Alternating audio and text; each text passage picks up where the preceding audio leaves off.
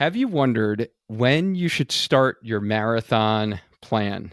Ever wondered what the difference between all the marathon training plans out there on the internet?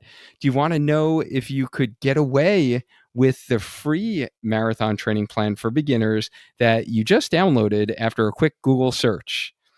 We are unpacking all of the variables that you need to consider when choosing your marathon training plan. We will also talk you through the different types of marathon training plans available to you so you know which is best for you. Welcome to episode 177 on the Healthy Runner podcast, where we help you get stronger, run faster, and enjoy lifelong injury-free running. And we have Coach Whitney back on the show to share all of her marathon knowledge. Welcome back, Coach. Thanks for having me. It's always fun to be on this podcast and talk about running. It's my favorite thing. Absolutely. That's what we love to do, right? So, yeah, catch us up. What have you been up to going on in your world? I know what you have run recently, but some of our listeners may not be following you on social media and don't know. So, kind of catch us up on what you've been up to these past couple of months. So I think the last time I was on was in February, maybe early March, right after I ran the Mesa Marathon in Mesa, Arizona. And that was fantastic. All the stars aligned for that race for me. So it was a great race. I recently, actually last weekend, came back from Cincinnati and I raced the 3-way with extra cheese challenge as part of the Flying Pig marathon weekend. So that meant Friday night, I ran a 1-mile race. Then Saturday morning, I did a 10K. About an hour later, there was a 5K, which I did with my mom, which was super fun. And then Sunday morning, I ran a half marathon. And if you saw anything about the Flying Pig weekend, you know that there was a huge thunderstorm Sunday morning, which was the day that they did the half and the full. And it rained so hard that you couldn't see like 2 feet in front of you. We were running through puddles, but not puddles. The streets were flooded almost like halfway up to my knee. Like it was just insane. Lightning everywhere. Now, people have debated back and forth whether or not they should have canceled the race, postponed the race. Maybe. There was lightning. That's kind of scary. But, they did say at the start, we've watched the forecast. Yes, it's going to hit us. It's going to be big. It's going to be quick. It's going to blow through. Run at your own risk. Apparently there was a shelter in place issued at some point that I totally missed and just kept running. But, here we are. I'm fine. I finished. I actually had a really fantastic race that day. PR'd my half marathon by 7 minutes, which Just is amazing. Still crazy to me. I don't know really how I did that. But the whole weekend was I did the whole weekend with my mom, just the two of us in Cincinnati. It was so much fun. So that's what I've been doing. Right now, I am in base training for the next 8 weeks, I believe. July 17th is day 1 of New York City Marathon training for me. So I will be running that on November 5th this year. So if you guys want to follow me on the day, I will post my link at some point in the future. Yeah, no, we're excited to see you do your first New York City. And I know we have a bunch of athletes running New York as well. And yeah, I'll definitely be following your journey for sure. And yeah, congratulations to you, because like a 7-minute PR is like pretty much unheard of in half marathon world. So and despite like the weather is truly like amazing, remarkable, and the fact that you did also like run a PR 10K the day before, and I and PR'd all my races. So you did a 1-miler. That just seems like nuts to me. But it definitely speaks to, and I think this is probably a valuable lesson for everyone listening, is, we can't just look at our training in a silo or one training cycle. And like today's topic, we're going to talk about like choosing the right marathon training plan for you. And I think it's, a good point to not put so much stock in the 16 weeks like before your race or like that specific training cycle, but it's the body of work, right? Like you've been Yeah. consistently running, consistently strength training for years since I've known you. And I think it's all of those years of work that really led to, right, like the performances that we saw in Cincinnati there. So yeah, Yeah. kudos to you though, because Thank you. it's been a long time that you've been working at it, right? Just like all of Yeah. us in our journey, we're Yeah. trying to improve, right? We're trying to get faster and, stay healthy along the way. And actually, would you mind sharing the little bit of a niggle or pain that you did have um, back in, I guess, what, that was probably January, February. February? Yeah. February, you had sent me a text. Do you mind sharing what you were Sure. struggling with there? Yeah. So my 20 miler right before the Mesa Marathon, I ended up with COVID 3 weeks before the race. So I had to push my 20 miler a little closer to race day than ideal, which, things happen. So after that race, my left knee felt weak. I don't know if that's the right term. It wasn't exactly painful that day. Later on that afternoon, it started to get kind of achy right on the outside of my knee, right in the middle. Like you bend your knee, it's right there on the outside, the middle of your knee, 90-degree angle. I text Wayne. I was like, oh, what is happening? Like my race is so soon.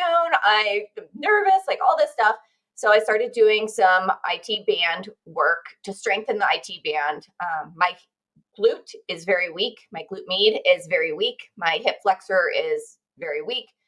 All of that kind of led to, you know, irritation of the IT band for myself.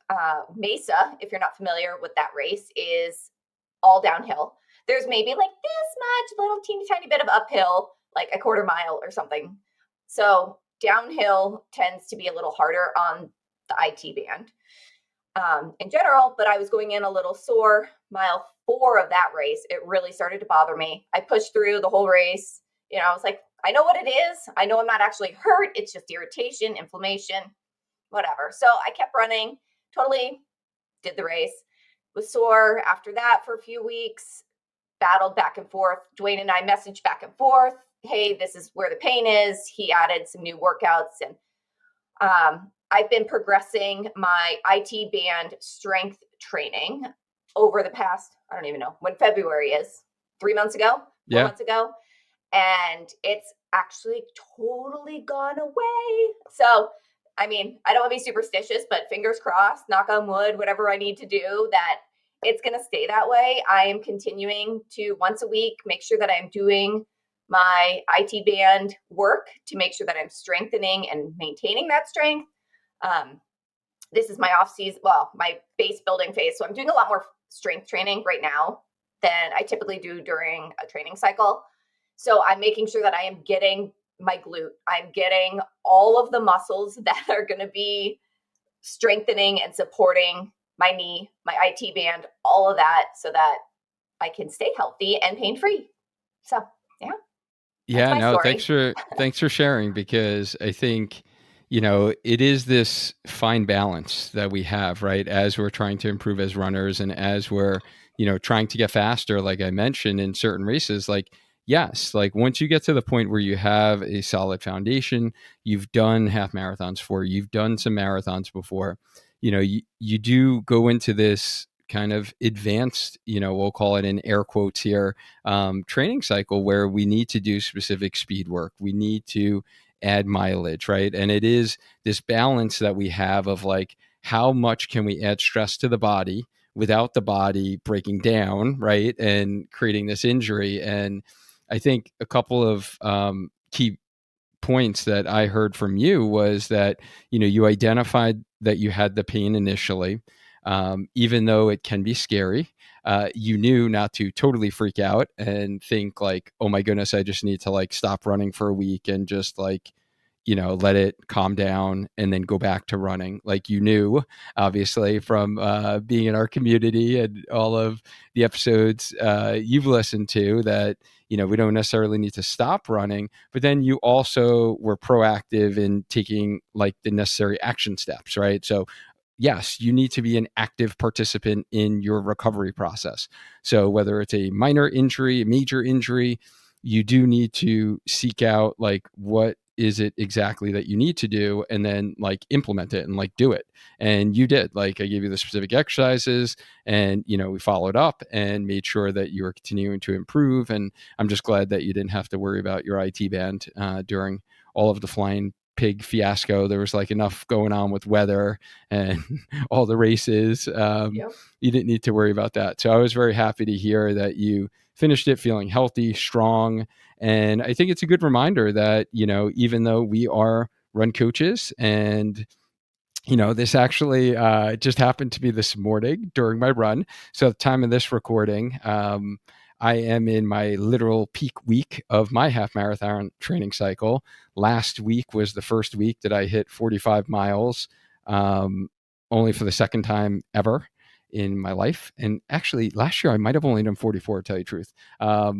So 45 miles. And then this week I have 46 on the docket, and I'm doing hard interval running on the track. I'm doing the longest long runs that I've ever done for half marathon training, just because I have 25 something, right? Like half marathons under my belt. So now I have this like base that has been built over the winter, where I'm really going with the strategy of, doing these longer long runs for half marathon training, right? To just build up more of that solid like aerobic capacity and base.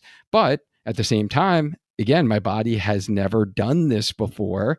So we do reach a point at which it's like the maximum potential our tissues can handle before we start feeling a little pain. And like this morning, I started feeling very minor Achilles pain. Like maybe I'd give it a 1 out of 10, but it was like the classic stiff. It feels stiff, but I knew exactly what it was. And I've had some mild Achilles soreness last year, around the same time period when I was really like pushing the limits a little bit.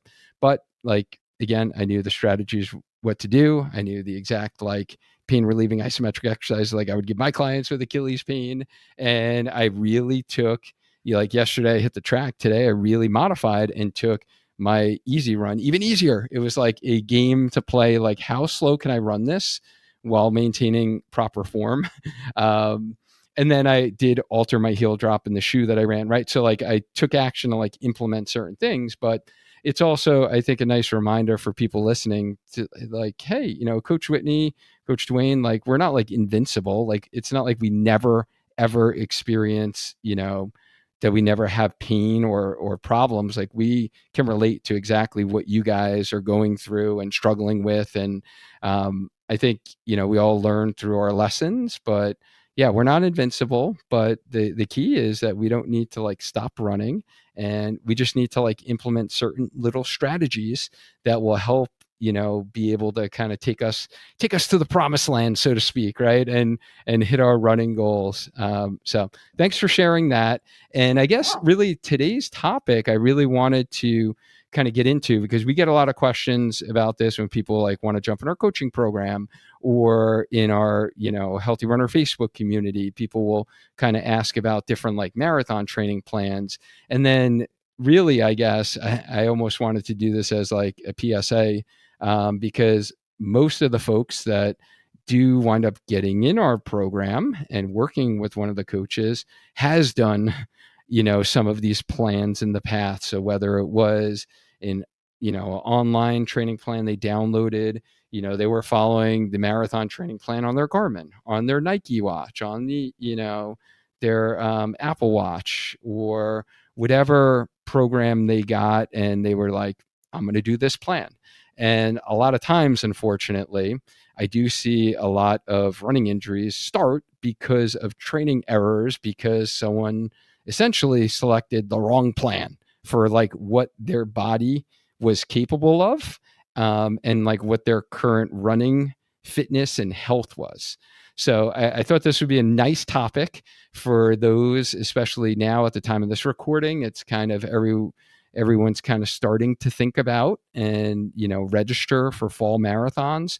So I thought, as people get registered, as they start thinking about, hey, what are my fall, marathon goals, to really consider some specific kind of principles, considerations, that you need to look for when, really choosing the right marathon training plan for you. what do you think are some like general things that, we should look for when, considering marathon training plans? So there is so much that needs to go through your mind that you need to think about before you actually select a plan. Now, don't go to Google and say New York City marathon training plan and just print the first thing that you find, because that's not going to work for you. There are so many factors that go into picking the right one. So, um,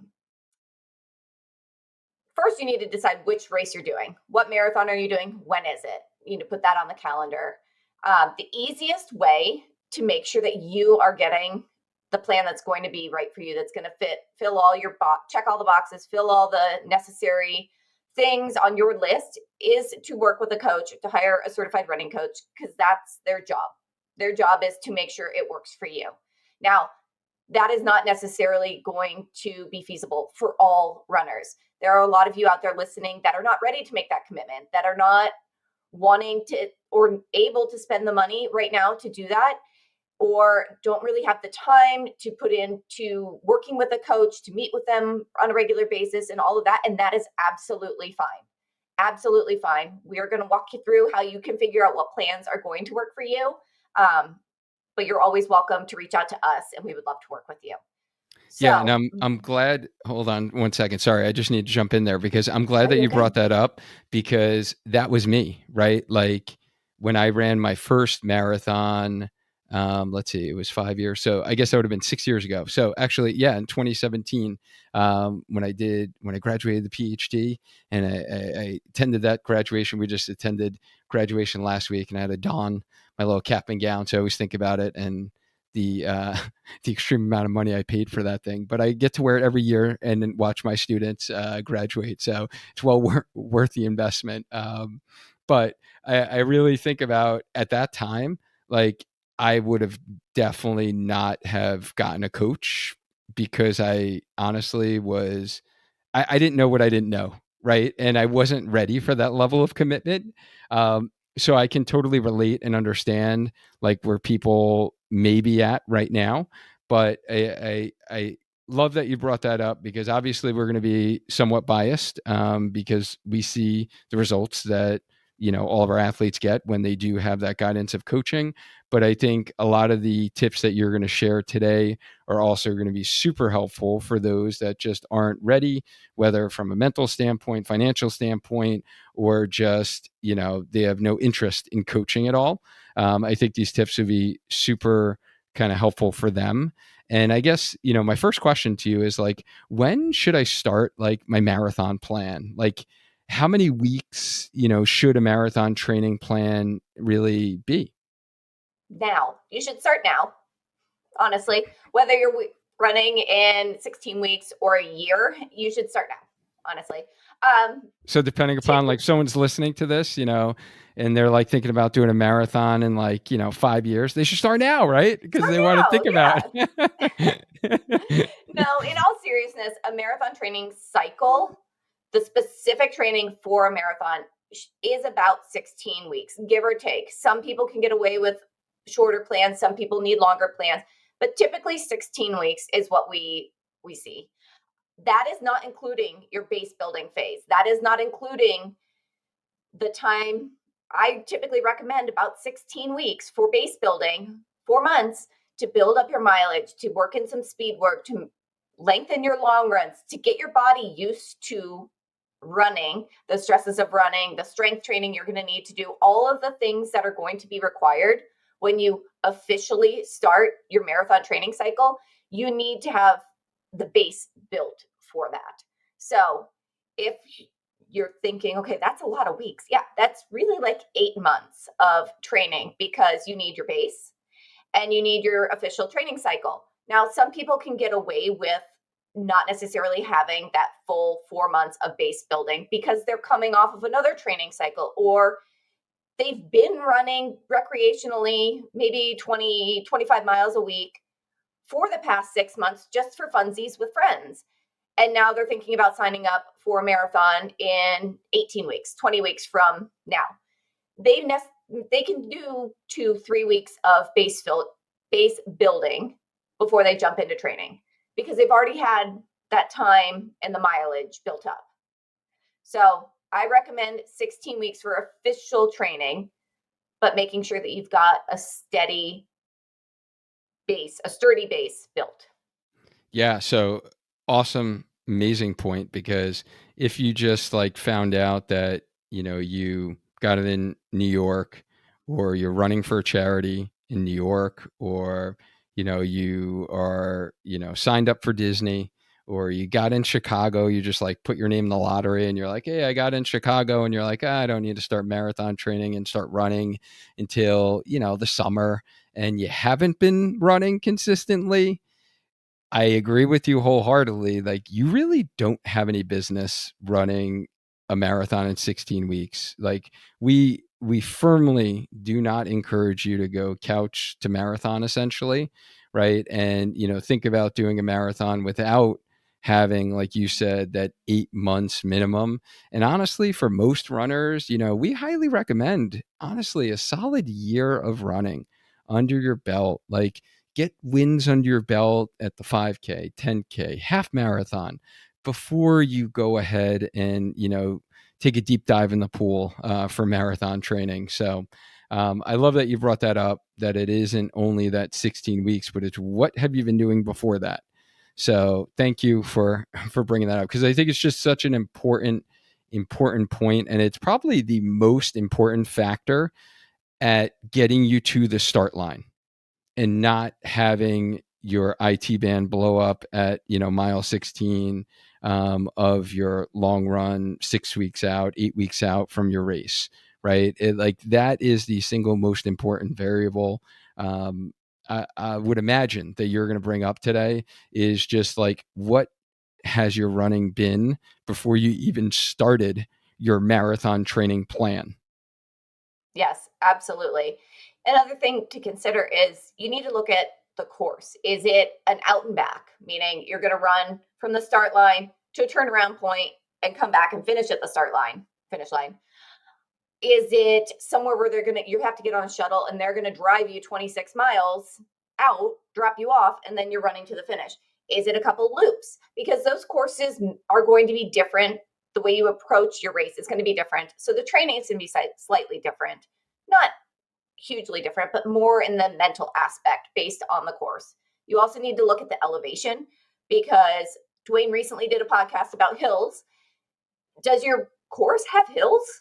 Then you really, really need to be training on hills. Even if it doesn't have hills, you should still be training on hills. But Cincinnati was an incredibly hilly run, and I live in the desert of Arizona. We have 0 hills unless I drive to the mountain, which I'm not going to do. So I found the tiniest little hill and ran up and down and up and down and up and down to get in my hill work. But that's something you need to consider. What does the course look like? What does the elevation look like? Have you been to this location before? I've never run in Cincinnati, so I wasn't quite sure what to expect. So you need to kind of think those things through also before you start your training plan, because that's something you want to look at when you're looking at the plans that are available for you. Yeah, and I think that's an important point in terms of even goal setting, right? And just thinking about, what are the goals of this marathon? Are you looking to finish your first? Are you looking to finish? If it is your first, we do really highly recommend you do not have a time goal. I know it's such a common misconception I see. It's a common thing I hear out of a lot of runners' mouths when I, hop on calls is, what is their goal? And it's their first marathon and they're already saying, I want to go sub 4, or I want, 3:30, or they have this specific time goal, or sub 5, right? Like, in their mind. And we really firmly believe that you should literally have the goal of finishing the marathon. And it's your first. It is a different beast. It's a different animal to train for. It is not just doing double of a half marathon training. It is in its whole different category, if you will. So it deserves a lot of respect. And thinking about, your goals for the marathon, in if you are looking to PR it, you probably don't want to pick like the toughest course possible, right? So unfortunately, like you're going to be running New York, right? I have not run New York, but I hear the bridges are really tough and you need to work on training, right? For the elevations of doing a long, slow build of elevation, and then a nice descent for the bridges, right? So, you want to think about like the level of the course, or like if you're running Disney, like I'm doing the Dopey in January, and for that marathon, I'm going to take it all into context of, yeah, I didn't sign up to get a PR at the marathon because it's Disney. Like I did the half there back in 2020 before the pandemic, and you realize like it's almost impossible to run like a Disney race for time because there are so many people. There are all these areas where people get filtered into like almost single file at times going into the parks. So, you wind up walking at times when you really don't want to walk, but you have to walk because there's just so many people. And, it's, if you're looking to PR, then you want to make sure that you're picking the right race to actually PR, in terms of elevation, crowd, all of those kind of factors. Or are you looking to have fun? Or are you looking for a challenging course? And, if you do want to learn more about goal setting, I really would reference everyone back to episode 160 on the Healthy Runner podcast. We had Coach Carolyn Coffin from the Inspired Souls podcast. I loved her framework that she shared with goal setting and shared some really great tips. So if you're kind of at that stage and want a little bit more deeper dive on goal setting, I would go back and listen to episode 160. So looking at now, okay, we got our goals. We're thinking we already know what race we're running. So we're signed up, we're registered. And, now we're starting to think about, what like level of runner am I? Like, how do I know what level marathon runner I am? Like, how do you determine whether you're a beginner, you're like, advanced? How do we determine this? So we want to really look at a couple things. One, is this your first marathon? Because no matter how high your weekly mileage is, if this is your first marathon, you're a novice marathoner. You've never done it before. This is totally new. This is going to be something different out of your wheelhouse. Unless you are an ultra marathoner, I will put that caveat on it. If you've only done half marathons, if you've only done 5Ks, 10Ks, whatever, this is going to be totally new. Even if you are running 46, 47, 50 miles a week, you're a novice. Then we have the intermediates, which would be people that maybe have done a handful of marathons that are running somewhere between 25 and 45 miles a week on average, throwing in some speed work in there. And then the advanced marathoners are going to be the people that do this on a regular basis. They're not a regular basis, that's the wrong word, but have done multiple marathons, know when they need to be fueling, know the pacing that they need to do, know how many speed workouts they need to do in a week, and are doing those things and are implementing what is typical of a marathon training plan. So that's a lot. So I just overwhelmed you with a lot of information on that. But we also need to consider, are you doing any strength training? How many hours do you have to commit to your marathon training? Because I'm not going to lie, it kind of takes over your life in a fun way, because you're thinking about running, you're thinking about your next run, you're thinking about the run you just did, the meals you're going to eat, when you're going to sleep, the clothes you're going to wear, what shoes you need to buy next. Like all of the things are going to be going through your mind constantly. So how much time do you really have to commit to your training? You need to be doing strength training. You need to be doing your runs. You need to be doing your recovery. So all of that needs to be considered in time. Most people listening to this are going to fall into the novice category just because we don't typically run a lot of marathons. I mean, unless you're Lou, you're not running a marathon every week. Like, it's just not something we do. So most of us are going to fall into that novice category. And for those of you who are new listeners to our podcast, when Coach Whitney says Lou, she's talking about Coach Lou on our team, who, yeah, he does some amazing things with the marathon distance, and he's currently paces many marathons. Pretty much, he's averaging like 3 to 4 per month now that he's pacing. So yes, unless you're Lou and your body is just like an unstoppable machine, I would agree with that point. So Well, and I'll say with Lou, he's not racing all of these marathons. He is treating them as long runs and as training runs. So he is not going all out. He's not trying to PR at all of these. He's, for the most part, running the majority at a comfortable pace for him. So his body is able to recover in between. We do not recommend by any means that you run multiple marathons in a month. So I would just want to put that reference out there so people know he's not racing all of these. yeah, thank you for that clarification. All right, so we've now gotten to the point where we're looking at marathon training plans. We're noticing that there are these beginner plans, intermediate, advanced that we have to choose from, and we don't just make that selection from what I'm hearing from you based upon like what our goals are or like how how much we've been slaying it in the gym for the last like 10 years, and you can like push a sled better than anyone in your gym. You're like, I want the advanced marathon plan, even though this is your first marathon, right? Like that doesn't necessarily translate into your marathon training plan. It is really based upon experience with the marathon distance, your experience with running, and how much average weekly mileage you've been handling. Have you been strength training, right? Like again, it's all of those kind of variables versus just like, well, you know what, I think I'm pretty athletic and I think I'm going to be pretty fast, so let me pick out the advanced plan.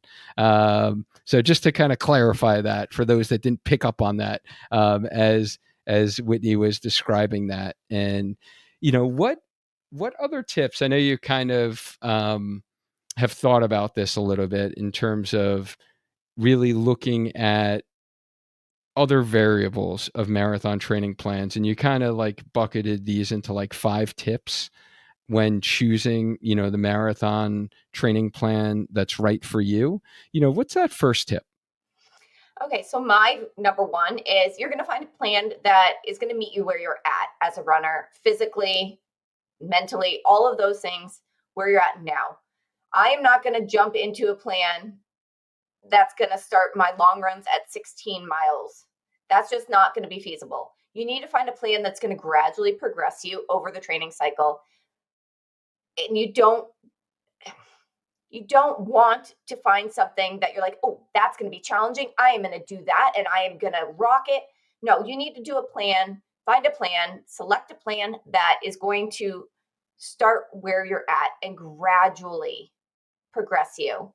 It needs to be something that is going to not just throw you into the deep end. You need to learn how to doggy paddle first before you can jump off the high dive. So find a plan that's going to meet you kind of where you're at. I mean, if you're running right now and your longest run of the week is 4 miles, maybe you need to find a plan that starts with the long run at maybe 6, maybe 8-mile long runs. I would start with a 6. But you don't want to find something, if your longest run is 4 miles, that's going to be 12 miles the first week. That's just not going to be a feasible plan. You're not going to be able to do that without getting hurt, without getting burnt out, without just throwing in the towel and saying, forget it, I can't do it. Right, yeah, you don't want to definitely ramp up that quickly into your training. And I know there are different training philosophies out there, right? And there are different kind of systems, different I don't know, you would say coaches in the running space that have their own like training philosophy, and they've developed these systems, they have these programs, they have these plans. um, I know there's the Galloway method, for example, which is, for those that aren't aware, where there are structured run, walk, run intervals. And he was the first to develop a system around this kind of run, walk, run that many people utilize, and I utilize for many of the runners I work with who are currently dealing with a running related injury where we're not having to stop running because we're implementing the structured run, walk, run intervals in a progressive fashion. And then I kind of change that up. But like that can be something that's very effective for someone who is battling an injury or someone who is a true beginner, right? And they are a quote unquote back of the pack runner, right? And I think that's a phenomenal way for someone to run their first marathon, and probably a more realistic way for someone to like conquer and run their first marathon. Um, you know, I think there's pros and cons to a lot of these training philosophies, and I just bring these up. Maybe we could talk about some of the common ones and where, if someone was listening, what may or may not work for them, and it might not be the right fit. Because sometimes, we hear about these plans from someone posted on, social media. You had a friend who did a marathon and you're like, well, they did their marathon and they utilized the Galloway method. But you could be a runner who has always been, let's say, on the weaker side, right? You feel like your hips aren't strong enough. You've maybe had reoccurring injuries, and you've always been a flexible person, but you realize like you've never ever done dedicated strength work because you just don't like doing strength training, right? And you just love running. The Galloway method or their program, I probably wouldn't recommend for you because, they don't really promote strength training per se, and they don't have a component of strength training within their program. So, if that was you, then I would say, well, that's the negative, right, to that type of program. But are there some other programs that you've heard of before that people might be considering? And we could talk maybe some pros and cons.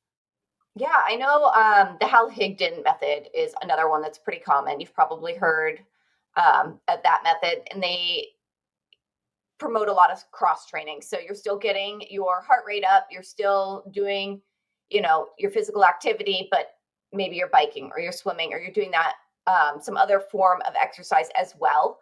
He doesn't. There's not a ton of speed work in the Hal Higdon plans.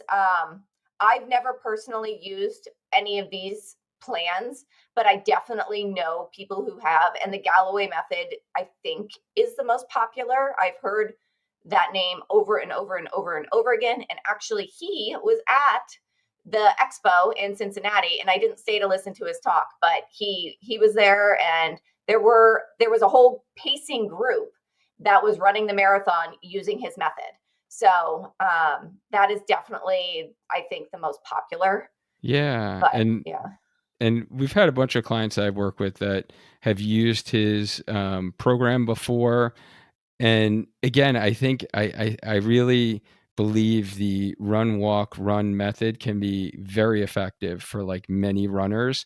There are definitely a couple things that I'm not sure I necessarily agree with or believe. Like I know they kind of have their athletes every so often do this like magic mile, and they have a lot of like practice race stuff, where a lot of times I feel like runners actually overdo it during their training because they almost go into like race mode. And then unfortunately I see them after the fact, like when they get injured, right? So I am seeing that kind of select population. I'm sure there are many that do it and don't get injured, but I guess I might be a little biased there. And yeah, the Hal Higdon program, that's actually what I used in the beginning. I feel like that's almost where most runners find that. I don't know how, but he's got like the lockdown on Google searches. I feel like you like Google it, his plans come up. So he's got like the best SEO out there. And I agree with the limitations there are, specificity with the speed work, and also, I'm not a big cross training fan. I guess I'll just be I'll put it blunt. And I know a lot of triathletes might have a problem with me saying this, because obviously they really believe in cross training, because literally that's what they're doing, is they're doing 3 different sports, and they need to cross train essentially from running. So they do less running because they have the other. But my argument would be, well, that's what their sport is. It contains all 3 of those elements. So you need to actually dedicate time to swimming and biking in addition to running. But my whole thing is specificity of training, and how are we going to improve as runners is to actually run, right? And to actually get more efficient at running. And we don't necessarily need to do another form of aerobic conditioning, because our running is actually aerobic conditioning. So why would I do a different form of aerobic conditioning if my main goal is to get better aerobically? I would rather spend that time, as opposed to hopping on the elliptical, hopping on a bike, doing a spin class, right, getting in the pool, to actually doing strength training, because that's going to actually be more protective for my body in my running journey, versus doing another form of cardiovascular exercise. And I would say generalizations, obviously. I think there's a couple of, specific populations, especially again in maybe an injured runner and had a lot of loading sensitivity due to arthritis, let's say, and they couldn't tolerate as much weight bearing, then yeah, maybe offloading with some cycling and some pool and some swimming could be a great thing to preserve their joints going forward in the future. But yeah, for a, let's say, healthy runner starting a marathon training plan, I don't really see the value in doing cross training per se, when your goal is to actually run the race.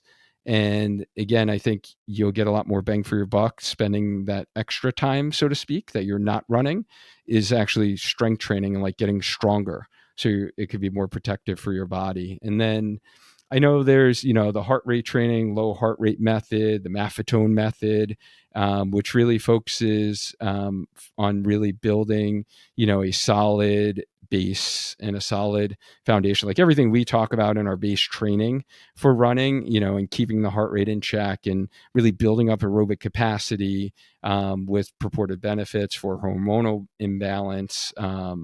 For those that struggle with that, or fat burning, to utilize different energy systems. But again, I would say for the majority of folks who are running a marathon and your main goal is to, let's say, get faster, you're going to want to add in faster elements of running from a conditioning standpoint, working different energy systems, and even stressing the body. So stressing your muscles, tendons, joints, right? Like tolerating faster running if your goal is to go faster on race day.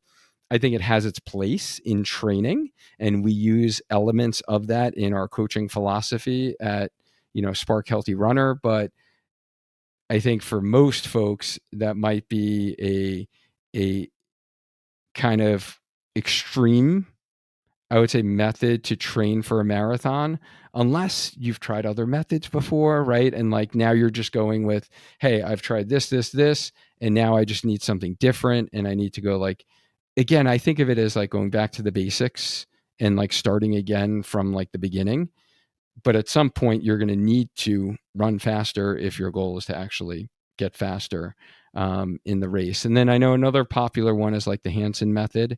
And I know there's been some like elite runners who have utilized this, have talked about the benefits of this. And I guess I'll just give my little take from like a running physical therapist standpoint.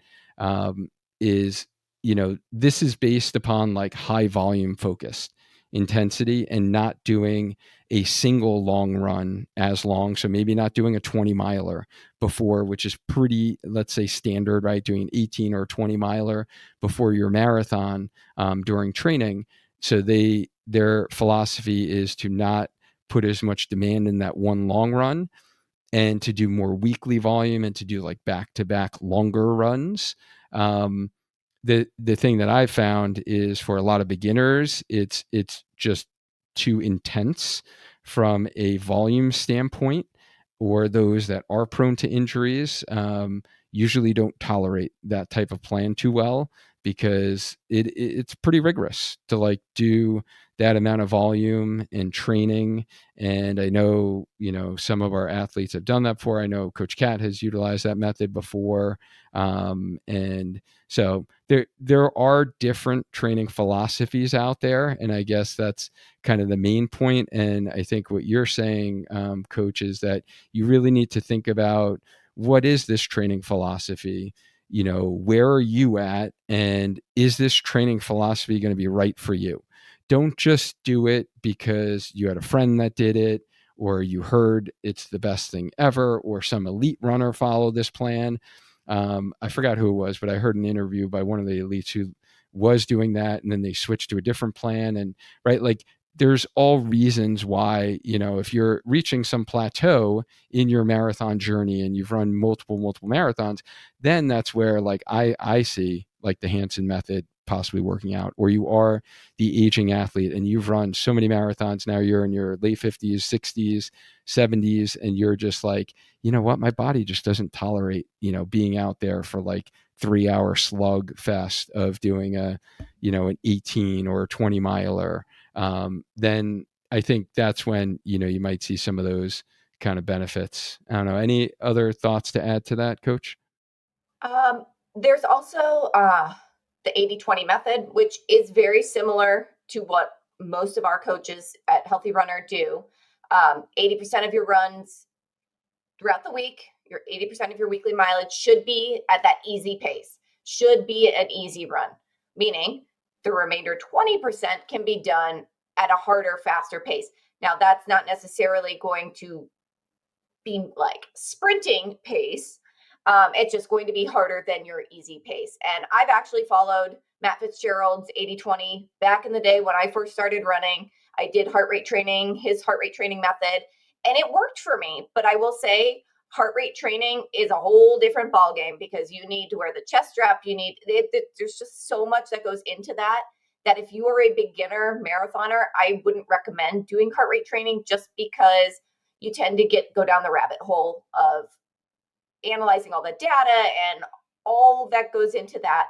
So I know me personally as a coach, I like to give my athletes effort based. So I'll say, on a scale of 1 to 10, 10 being as hard as you could possibly run between a 4 and a 5 for your easy pace, or this run should be at a 7 on the effort scale. That way it's personal. It's what your body can handle, what you can do. So I do think a lot of us utilize the 80-20 principle as a whole, but there are plenty of programs out there, plenty of philosophies. So if you've tried something in the past and it just was not your cup of tea, there are other things out there that you can try. All right. So choosing the right training philosophy and the plan, that's for you. Tip number 1. What's tip number 2? Tip number 2 is making sure that you have a recovery, or that your plan includes recovery. You need to have what we call cutback weeks or recovery weeks. Every 3 to 4 weeks, you need to have a decreased mileage. You need to allow your body time to recover. You can't just keep going, increasing the mileage and hoping that foam rolling is going to be enough.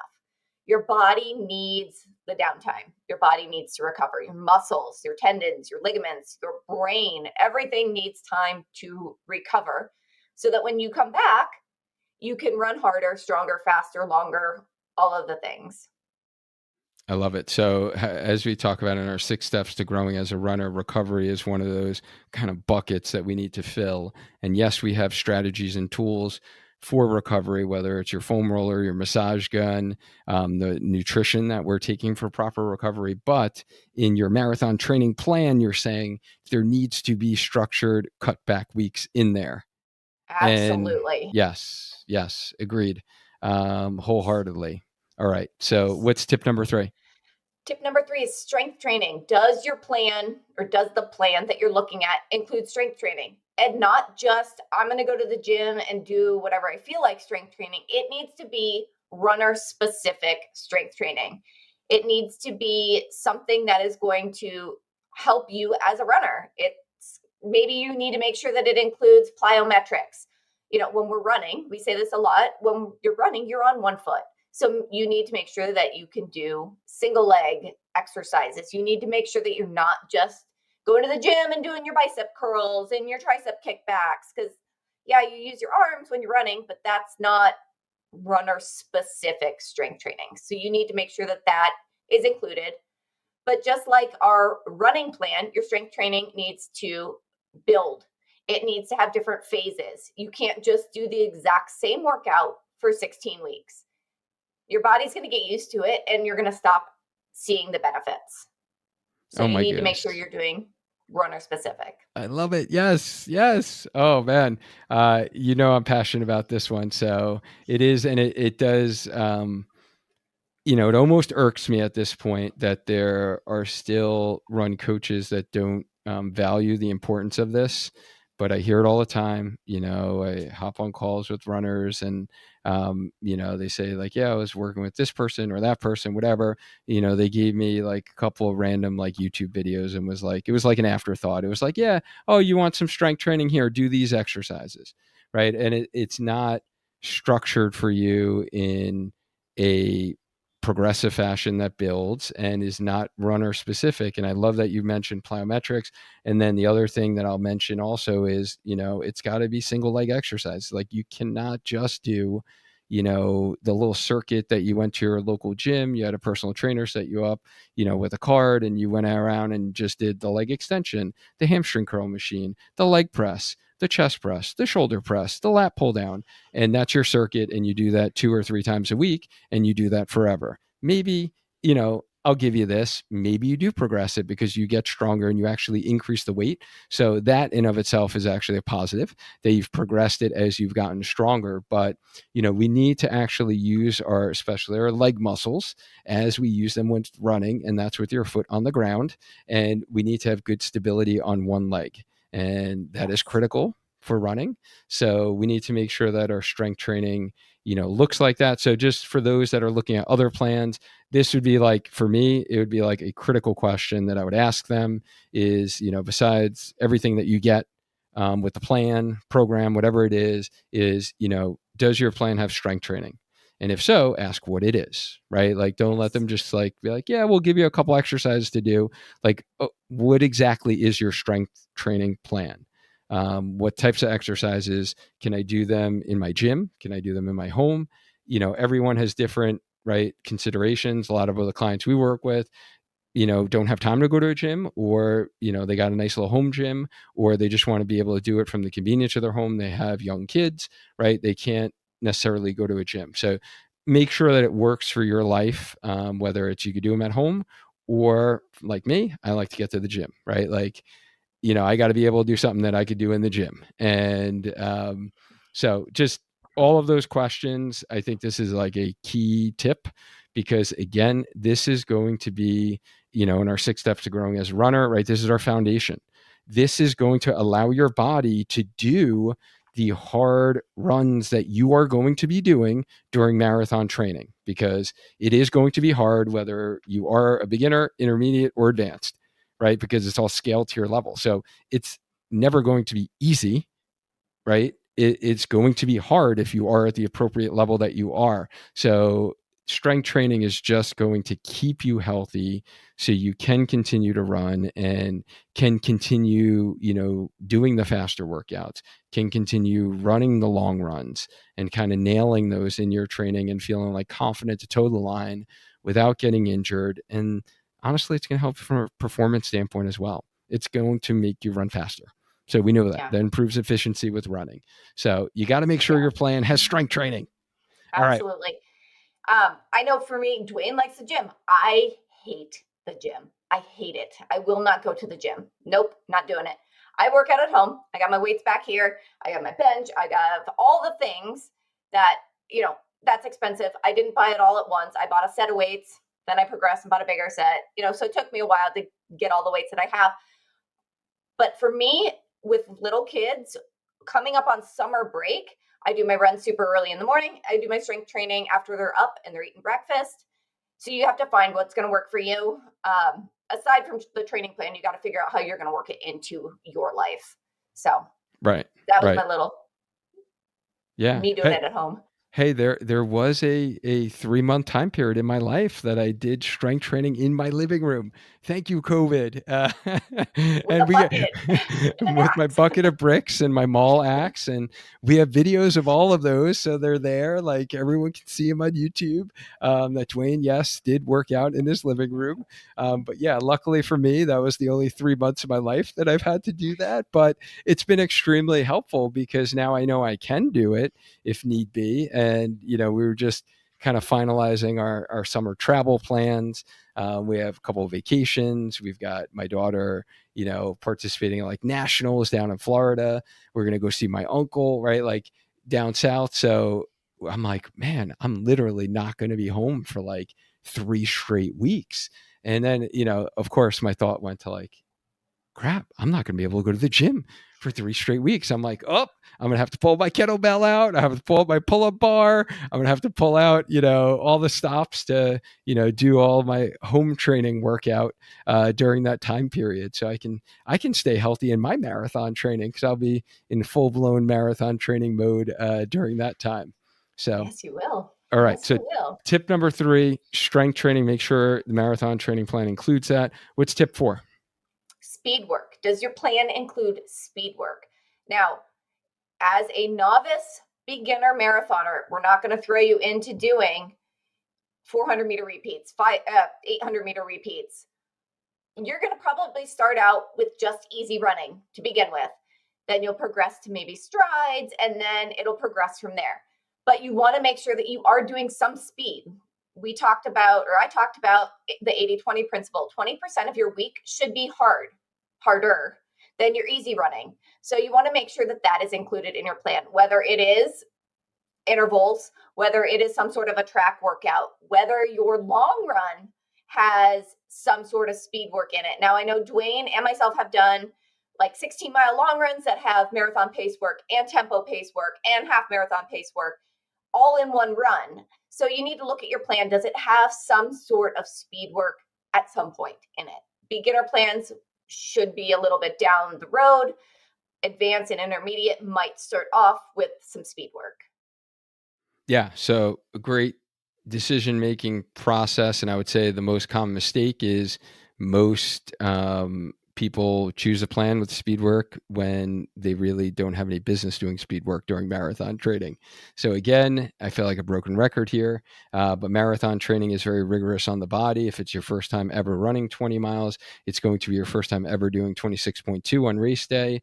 Then we don't want to increase another variable of having you doing faster running at the same time that you're building your weekly volume out, that you're building your long runs out. It's just going to be too much stress on your body. Your body is going to break down. So make sure that if you're choosing a plan with speed work, that your body and your current running fitness, your current health, and I stress that because a lot of times we get a lot of runners who be like, well, last time I did a marathon, I did speed work.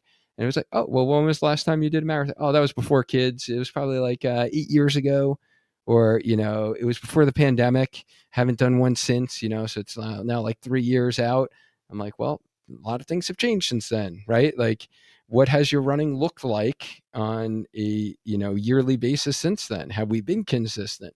Have we been doing speed work? Have you run like faster half marathons, right? Like all these questions you guys need to consider when choosing your marathon training plan. So, yeah, speed work, very, very important. And then what's your 5th and final tip here, coach? It needs to be a plan that excites you, that makes you excited to put on your shoes in the morning or evening and go out the door and do your workout, do your run. You don't want something that you're like, I have to go for a run again.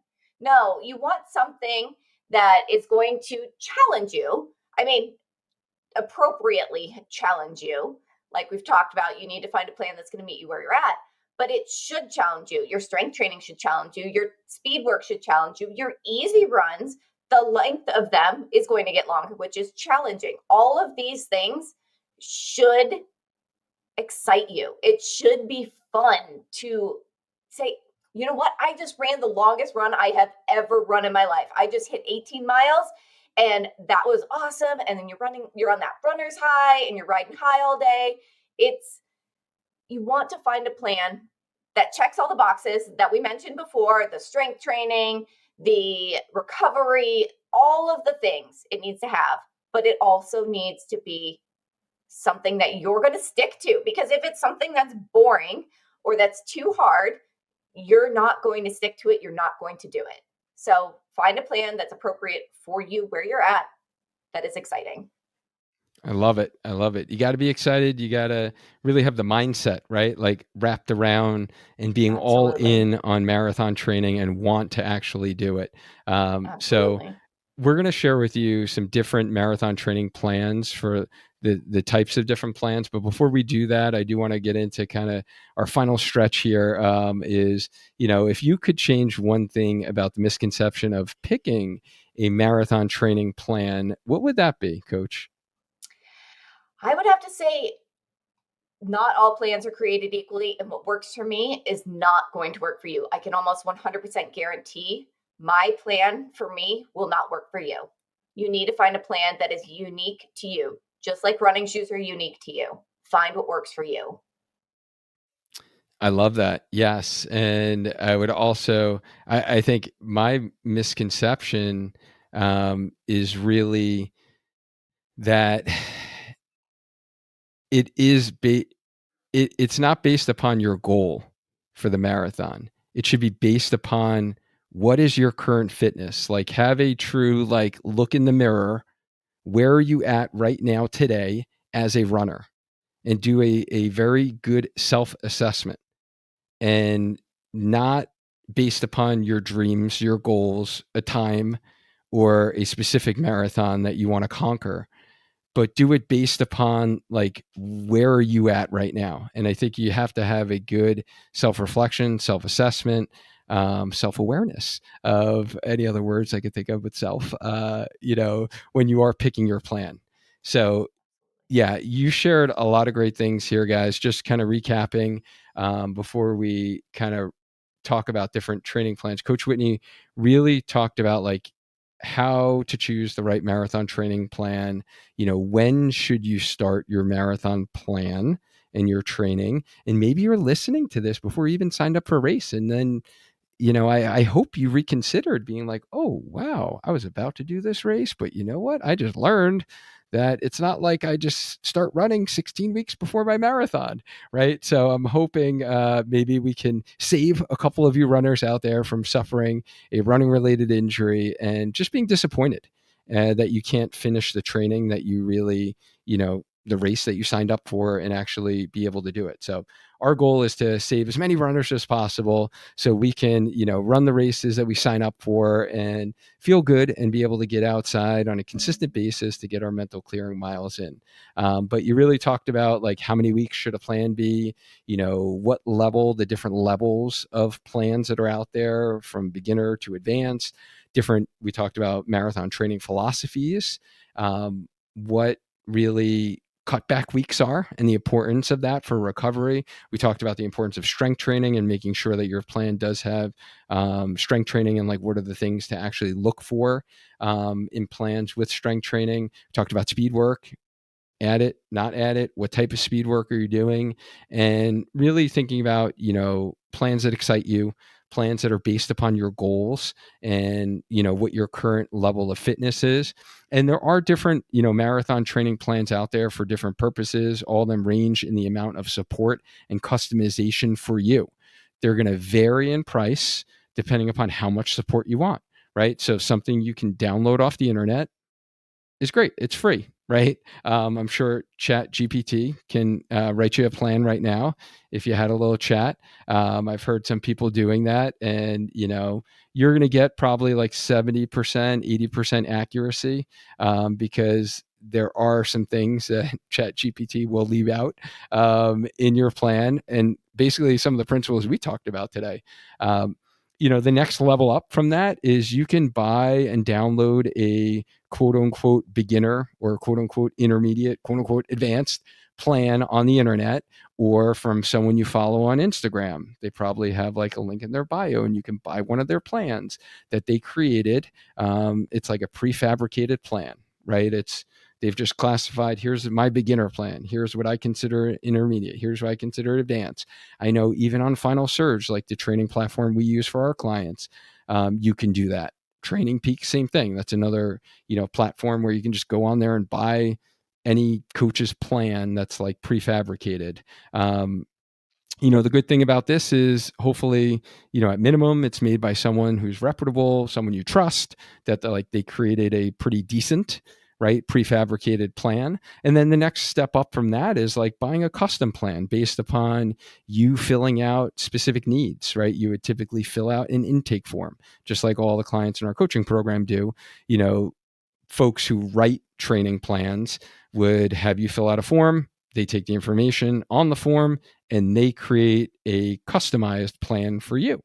So that's kind of the next step up from that. And then, I would say the other two options that you guys have for marathon training plans is doing like a group-based training program, which it could be either a custom plan or depending upon the size of the group training. I know some of the larger ones, right? Like I know we had mentioned some of the big names before, their group training is all prefabricated. So you just get classified into their prefabricated beginner plan, intermediate plan, advanced plan, whatever. And some of the benefits of the group training models are you might get some support. So that can vary what it is, and you could get some group coaching calls. You might get like office hours with the coach who is running the program. You might get some asynchronous videos to watch. So you'll have like some modules or some videos that you could watch on your own time. So it's a little bit more than just getting like the actual like training plan. So that's the benefit there. And then really, the highest level is like one-on-one coaching where you get like full support, you get more individualized accountability, you get a personalized plan created for you. And most importantly, and this was really the biggest factor that when we really started Spark Healthy Runner and we started doing run coaching, where I went from doing more of like rehab based working with injured runners to doing what we do today, is the modifications and the feedback throughout. Especially for marathon training, I find this is literally probably the most important factor in determining success on you actually reaching your marathon goals, because it is extremely rare that you're going to be able to get a plan and you're going to do the plan exactly as is. And if you don't have the knowledge of being a run coach yourself, you might not, or most likely, you're not going to know how to adjust the plan when you do wind up missing a run or a strength session because of a travel work week that you had, or because you got an illness, or because you had some family issues, because you're under like an extreme amount of stress that you're going through, and now your plan actually needs to be modified. So that's one of the main reasons why at Spark Healthy Runner we don't actually have plans that you can download, because I would never want to give someone a plan that I knew isn't going to really, it's like rolling the dice essentially, right? It's like, yeah, this might work for like 50% of you, or and then it can scale up a little bit. If I wrote a plan for you, then it's like, there's a good chance this is like a 75 to 80% success rate.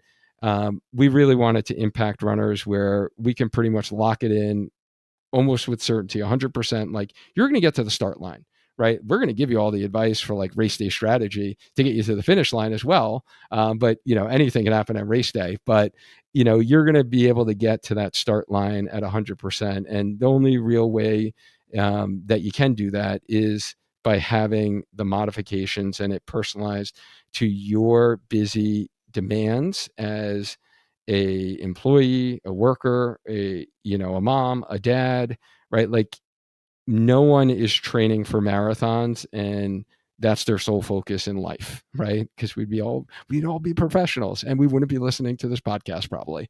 So, that's not anyone that really is in, our community that we're really looking at targeting. So that was really the decision-making process that I go through.